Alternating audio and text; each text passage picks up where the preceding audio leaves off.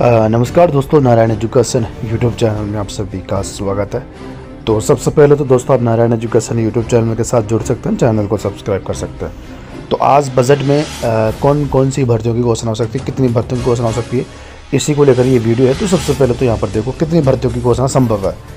Rajasthan budget 2025, राज्य के budget में 70,000 नौकरियों की हो सकती है बरसात। नए रोजगार के अवसरों का भी ऐलान संभव है, यानी प्राइवेट जॉब।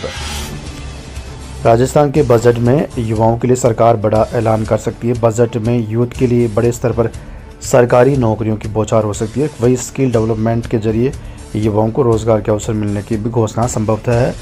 आखिर युवाओं को कितनी नौकरियों का ऐलान संभव है, तो यहाँ पर देखो बजट में राजस्थान के यूथ को बड़ी सौगात मिल सकती है। बजट में युवाओं के लिए 70,000 सरकारी नौकरियों का ऐलान संभव है। इसके अलावा स्किल डेवलपमेंट के जरिए रोजगार के अवसर भी मिलेंगे। स्किल डेवलपमेंट निगम के जरिए राजस्थान के युवाओं में स्किल डेवलप किया जा रहा है, जिसमें हर साल युवाओं को रोजगार के अवसर मिल सकते हैं। वही सरकारी नौकरी के लिए पहले ही प्रदेश सरकार ने ऐलान कर रखा है।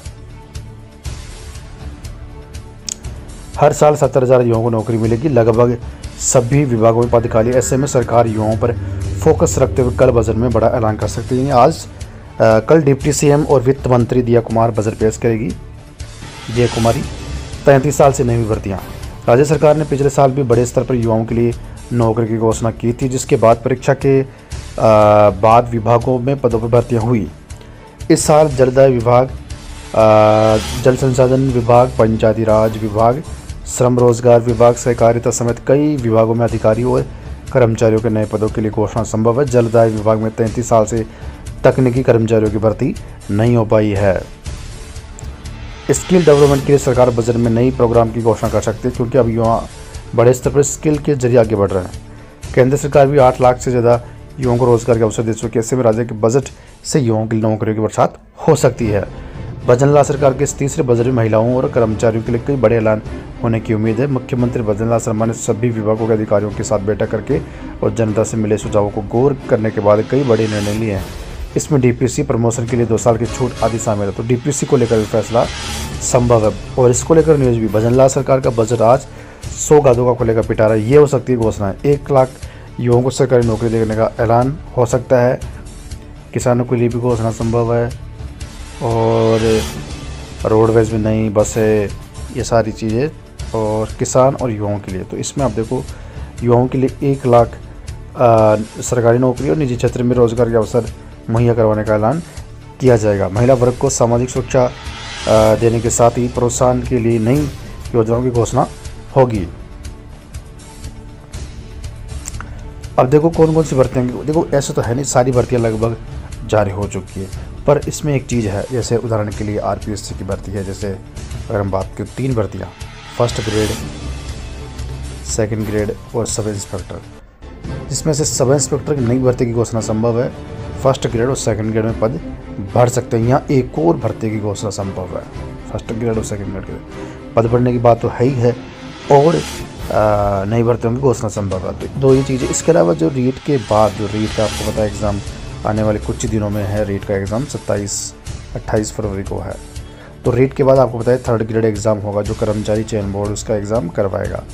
ठीक है, लेकिन अभी जो पदों का वर्गीकरण वो तय नहीं हुआ। लेकिन जो रेट के बाद संस्कृत शिक्षा की 3rd ग्रेड होगी, उसका पदों का वर्गीकरण तय हो चुका है। अभ्यर्थना भी जा चुकी है कर्मचारी चयन बोर्ड में।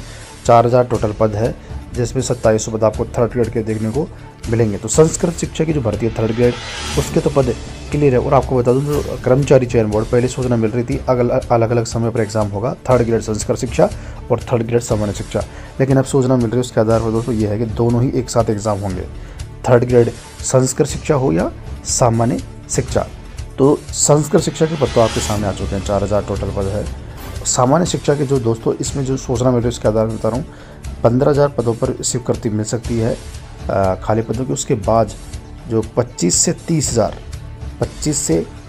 30,000 जो पद है वो डीपीसी के इसमें और जोड़ सकते हैं। तो इस तरह अगर 25,000 अगर हम मान भी लेते हैं तो 15,000 यहाँ से हो जाएंगे, 25,000 या 40,000 पद होता है। अगर 30 होते हैं तो 45,000 पद होता है। तो कहने का मतलब 40 से लेकर 50,000 के बीच फिर 3rd ग्रेड होने की संभावना है।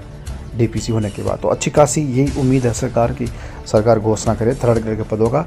शुरुआत में हो सकती है पद कम पदों पर विज्ञप्ति जारी हो, लेकिन दोस्तों ये चीज़ है कि डीपीसी की प्रक्रिया सुप्रीम कोर्ट में है, वहाँ से निस्तारण होते डीपीसी की प्रक्रिया शुरू हो जाएगी।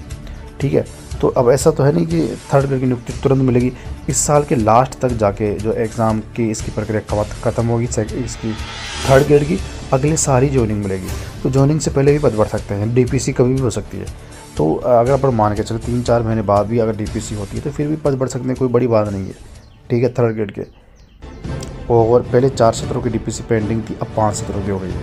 तो 5 सत्रों की डीपीसी के पद सरकार को भरने हैं।